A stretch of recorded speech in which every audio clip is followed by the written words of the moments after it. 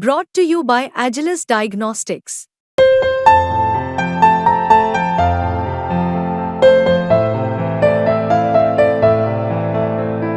Agilus Diagnostics. नमस्कार, मैं हूं मिलिंद खांडेकर और आप देख रहे हैं हिसाब किताब। लगता है कि शेयर बाजार को जिस घड़ी का इंतज़ार था वो आने ही वाली है। शेयर बाजार पिछले कई महीनों से बेसब्री से इंतज़ार कर रहा है कि रिजर्व बैंक कब ब्याज दरों में कटौती करेगा, लेकिन ये फैसला बार बार टलता रहा है। लेकिन अब जो हालात बन रहे हैं उसमें रिजर्व बैंक को जल्दी ही ब्याज दरों में कटौती करनी पड़ सकती है।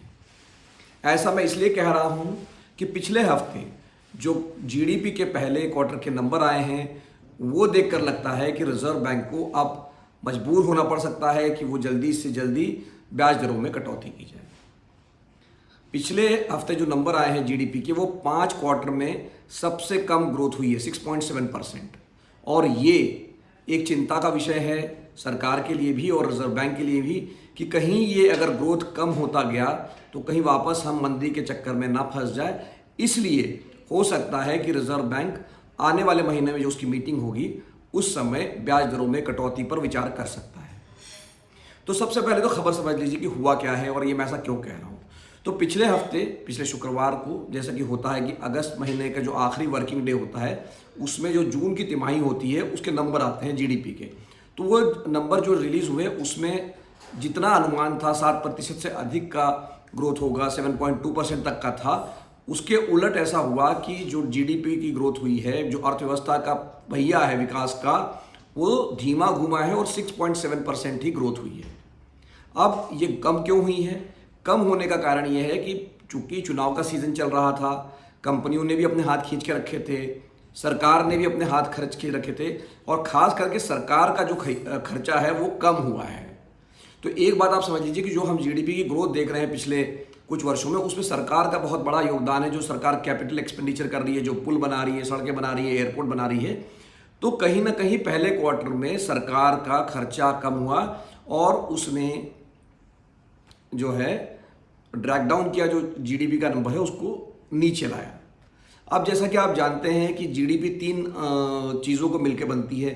एक होता है सरकार का खर्च, एक होता है प्राइवेट कंपनियों का जो इन्वेस्टमेंट होता है, और तीसरा होता है हमारा और आपका खर्चा, जिसको इकोनॉमिक्स की भाषा में कहते हैं कि प्राइवेट कंजम्पशन।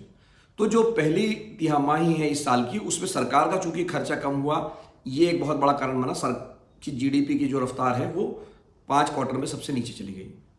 कंपनियों ने भी हाथ अभी तक खोले नहीं हैं, लेकिन एक अच्छी खबर उस आंकड़े में ये आई है कि जो प्राइवेट कंजम्पशन है वो 7.4% से बढ़ा है।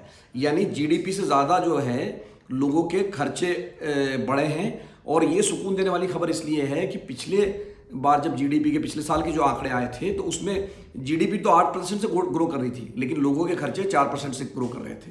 इसका मतलब ये हुआ कि भले ही आपको सब कुछ इंडिया शाइनिंग टाइप दिख रहा था, लेकिन लोगों के हाथ में पैसे नहीं थे, लोग खर्चा नहीं कर पा रहे थे। तो इस क्वार्टर में जो आंकड़े आए हैं कम से कम उसमें ऐसा लग रहा है कि जो प्राइवेट कंजम्पशन है वो बढ़ रहा है और ये इकोनॉमी के लिए अच्छा होगा। लेकिन अच्छा होने के बावजूद भी जैसे मैंने कहा कि जीडीपी का गिरना सरकार के लिए और रिजर्व बैंक के लिए चिंता का बात है। तो देखिए, 2 काम होते हैं रिजर्व बैंक के पास। 2 काम क्या होते हैं? पहला तो ये है कि महंगाई को काबू में रखना और दूसरा काम होता है कि ग्रोथ को मेंटेन रखना। तो जो पहला काम है, भारत सरकार ने, संसद ने एक मैंडेट दिया हुआ है रिजर्व बैंक को कि महंगाई की दर जो है 4% से ज़्यादा नहीं होनी चाहिए। उसमें आपके पास एक बैंड दिया गया है कि 2% अधिक हो सकती है, विशेष परिस्थिति में 2% माइनस हो सकती है, लेकिन ये यानी आप 2% से नीचे नहीं जा सकते हैं और आप 6% से बाहर नहीं आ सकते हैं। तो जब कोरोना वायरस के समय सरकार ने खर्चे बढ़ाए, लिक्विडिटी बढ़ गई, तो उसके बाद में 2022 में लगभग 2 साल पहले रिजर्व बैंक को जब 6% से ज़्यादा महंगाई बढ़ रही थी तो रिजर्व बैंक को उसको काबू में करने के लिए ब्याज दरें बढ़ानी पड़ी और वो बढ़ते बढ़ते पिछले साल फरवरी तक वो जो है बढ़ती रही। उसके बाद उसको होल्ड कर दिया। लेकिन होल्ड करने के बाद में अगला जो कदम है कि कटौती, उस पर रिजर्व बैंक अभी तक कोई फैसला नहीं कर रहा है। बल्कि अभी 2 महीने पहले जो रिजर्व बैंक के गवर्नर है शक्तिकांता दास, उन्होंने ये कहा था कि 1 साल तक भी आपको इंतजार करना पड़ सकता है क्योंकि महंगाई की दर जो है वो 4% में आने में या वहाँ स्टेबलाइज होने में समय लग सकता है। तो पिछले महीने जब महंगाई की दर आई तो वो 4% से नीचे चली गई थी। फिर भी रिजर्व बैंक मान नहीं रहा है, क्योंकि उसको लगता है कि जो फूड इन्फ्लेशन है, मतलब जो खाने पीने की चीज़ें हैं, वो अभी भी महंगी है। इस कारण से और महंगाई बढ़ सकती है, इसलिए वो अभी तक हाथ रोके हुए हैं। लेकिन अब क्या बदल गया आप पूछेंगे, अगर फूड इन्फ्लेशन का तो डर अभी भी बना हुआ है। तो बदली दो चीज़ें हैं। पहली चीज़ तो ये है कि ये जो जीडीपी का नंबर नीचे आया है, इसका मतलब ये हुआ कि वो इन्फ्लेशन तो मैनेज हो रहा है, महंगाई लगभग जो है वो 4% के आसपास घूम रही है। लेकिन अगर जीडीपी नीचे आने लग गई तो इससे अर्थव्यवस्था का जो पहिया है वो धीमा हो सकता है, और उसका हम सबके जीवन पर, हमारी आमदनी पर भी इसका असर पड़ सकता है, और एक डिस्ट्रेस हो सकता है समाज के अंदर। तो इसलिए अब ग्रोथ की चिंता जो है, ये कारण हो सकता है कि आरबीआई को जो अक्टूबर में मीटिंग होगी उसमें वो इस पर विचार करे कि रेट कट अब वो शुरू कर दे।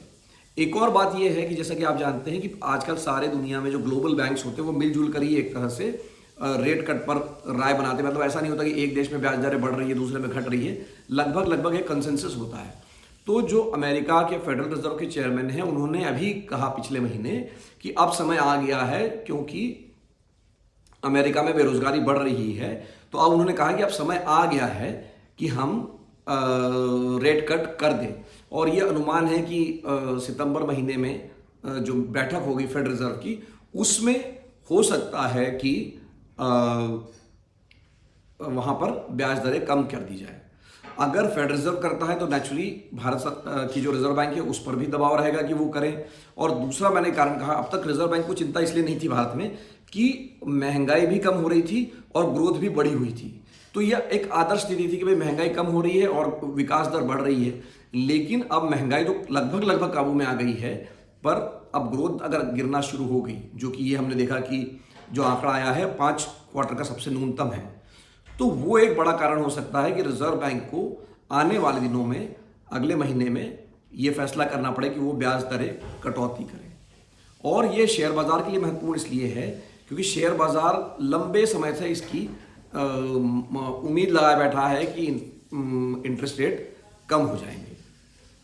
तो अगर इंटरेस्ट रेट कम होता है तो कंपनियां निवेश बढ़ाएंगी, कंपनियां नए प्रोजेक्ट लगाएंगी, और उसके बाद में बाजार में और भी पैसे आएंगे, नौकरियां आ सकती है।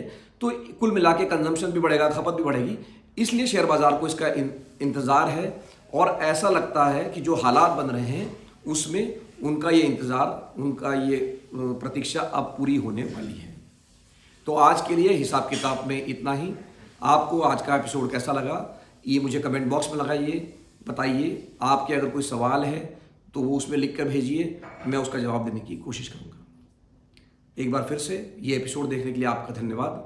नमस्कार। बिस्तक आपके लिए लाया है प्रीमियम मेंबरशिप प्रोग्राम, जहां आपको मिलेंगे कई सारे फायदे, जिनमें मार्केट न्यूज़लेटर, लाइव चैट पर आपके सवालों के सबसे पहले जवाब, मार्केट आउटलुक, वीकेंड पर मार्केट स्कैन, एंकर्स के साथ चैट और भी बहुत कुछ। इस प्रीमियम सब्सक्रिप्शन में 3 तरह के प्लान्स हैं, सिल्वर, गोल्ड और प्लैटिनम, जिनकी शुरुआत मात्र 159 रुपए महीने से होती है।